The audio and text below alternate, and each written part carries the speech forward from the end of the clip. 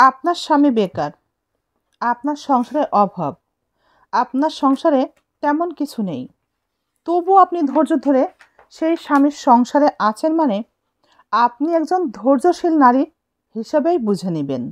আরে বোকা নারী, স্বামীকে ঠকিয়ে নিজেকে বুদ্ধিমান মনে করেন? স্বামীকে ঠকিয়ে নিজেকে বুদ্ধিমান মনে করলে দিন শেষে দেখবেন আপনি অনেক বড় ঠকাটাই ঠকেছেন। স্বামীকে ঠকালে আপনিও একদিন ঠকে যাবেন। কোনো বুদ্ধিমান নারী যদি নিজেকে বুদ্ধিমান মনে করে স্বামীকে ঠকায় প্রতিনিয়ত, তবে সে জীবনে সুখী হতে পারে না। যে নারী স্বামীকে ঠকায় সে সত্যিই একদিন ঠকে যায়, অনেক বড় ঠকে যায়। তাই স্বামীকে ঠকাবেন না, একদিন আপনিও ঠকে যাবেন। যে কাপড়ে রং ওঠে সেটা কি ব্যবহার করা যায়? সেটা আমরা ছুঁড়ে ফেলেই দিই। ঠিক একইভাবে যে মানুষ তার চরিত্র বারবার বদল করে, সে নিজেকে বারবার পরিবর্তন করে, নিজের রং বারবার বদলায়, তাকেও দূরে সরিয়েই রাখতে হয়। আমাদের সমাজে কিছু নারী পুরুষ তো আছেই যারা নিজেদের স্বার্থের জন্যে নিজের চরিত্রকে বারবার পরিবর্তন করে। তাই আমাদের মনে রাখা উচিত, যে মানুষটা বারবার রং বদলায় তাকেও মন থেকে মুছে ফেলতে হয়। বোনদেরকে বলি, স্বামী যত খারাপই হোক স্বামীর সাথে কখনোই খারাপ আচরণ করবেন না। স্বামী যত খারাপই হোক স্বামীর সাথে ভালো আচরণ করবেন।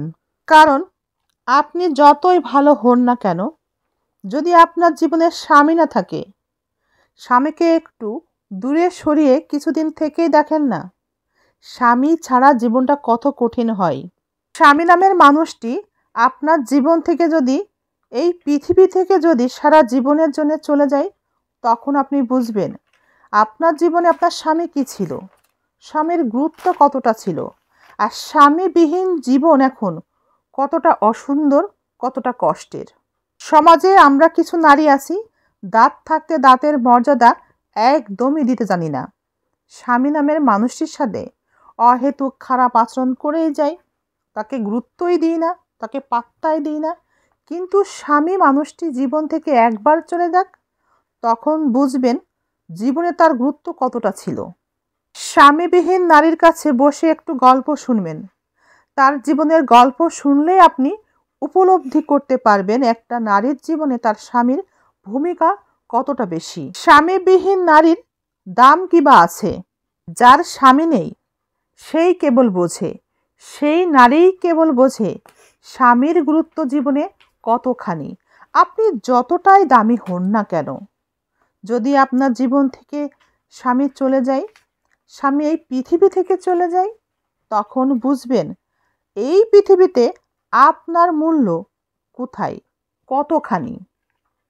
আপনি যত দামি ব্যক্তি হন না কেন, আপনার জীবনে স্বামী না থাকলে আপনার কোনো দাম নেই। স্বামীবিহীন একজন নারীর দাম কোথাও নেই, না আছে বাবার বাড়িতে, না আছে শ্বশুর বাড়িতে। যে নারী তার স্বামীর জীবনকে, সংসারকে অন্য পুরুষের স্পর্শ পেয়ে চূর্ণ বিচূর্ণ করে, সেই নারীও কিন্তু অনুতপ্ত হয়। একটা সময়, একটা বয়সে, একটা জীবনে এসে সেও অনুশোচনা করে। সে নিজের ভুলের জন্যে, নিজের দোষের জন্য অনুতপ্ত হয়, কিন্তু সেদিন আর কি করার থাকে।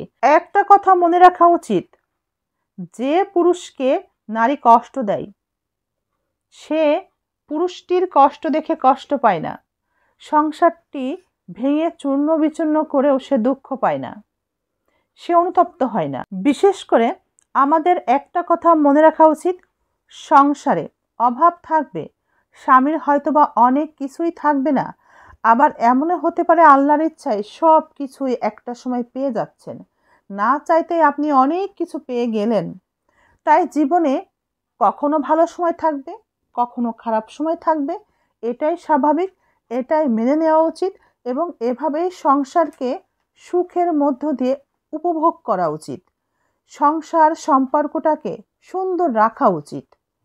সুখ দুঃখ নিয়েই কিন্তু আমাদের জীবন, কখনো সুখ থাকবে, কখনো দুঃখ আসবে, কিন্তু আমাদের সৃষ্টিকর্তা আমাদের সাথে সুখেও থাকবে, দুঃখেও থাকবে। তাই দুঃখের সময়েও আমাদের আল্লাহকে স্মরণ করা উচিত। আবার যখন আমরা অনেক সুখে থাকি তখনও আল্লাহকে স্মরণ করতে হবে, আল্লাহকে ভুলে গেলে চলবে না।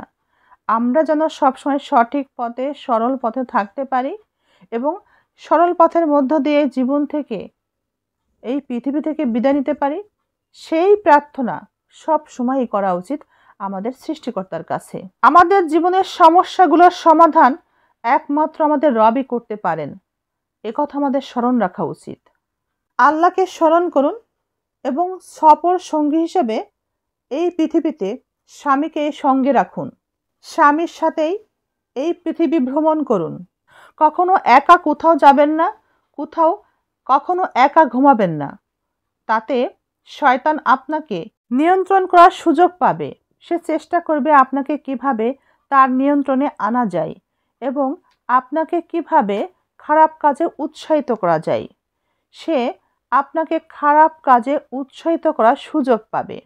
স্বামীকে সাথে নিয়ে ছাড়া কোথাও যাওয়ার চেষ্টা করবেন না। সর্বকাজের সঙ্গী হিসাবে সাথে স্বামীকে রাখার চেষ্টা করুন। যে নারী মজা করে হলেও স্বামীকে একবার বলে, আমি তোমার সংসারে আসার পর থেকে দেখি তোমার সংসারে কোনো শান্তি নেই, তখন আল্লাহ তার 70 বছরের ইবাদত কেটে নেয়।